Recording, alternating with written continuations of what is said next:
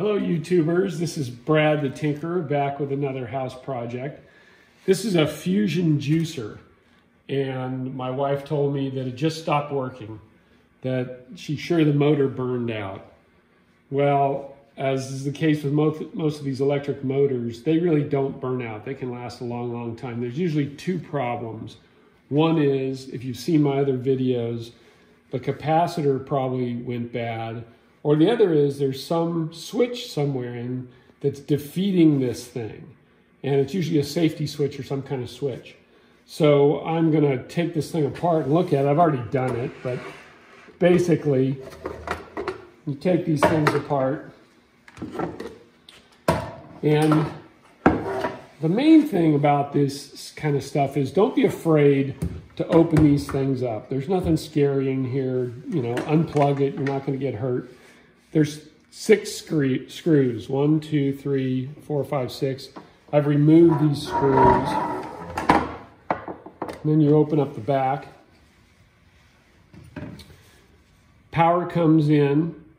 One leg of the power comes around and comes to this switch, which is the on-off switch there. And then the power comes back around and goes into the motor. The motor's in the center. The other leg of the power comes in. Now it becomes this red wire, and it goes down to this little box down here. And that box is a capacitor. And those capacitors, for these little electric motors, those can go bad. You have to look at them, check them. If they're bulging or they have liquid leaking from them, it's usually the capacitor that's bad. You can also take your ohm meter and check this capacitor. But the other thing that I was noticing is this red wire then comes around to this. And this is a switch. There's a piece of tape here because I already fixed it. I'm going to show you what I did. But this is a switch. And so then I went back and I read, I don't ever use this juicer, it's my wife's, but I read, what is this switch for? So what this thing is, it's a safety device. And it's a little switch that's right on the back of this little stand. And there's a little hole right here.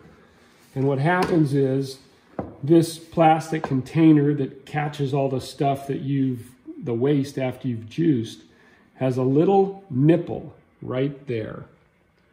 It's a little plastic nipple. And these things break. And when they break, that little nipple won't go into this little hole on the stand right there.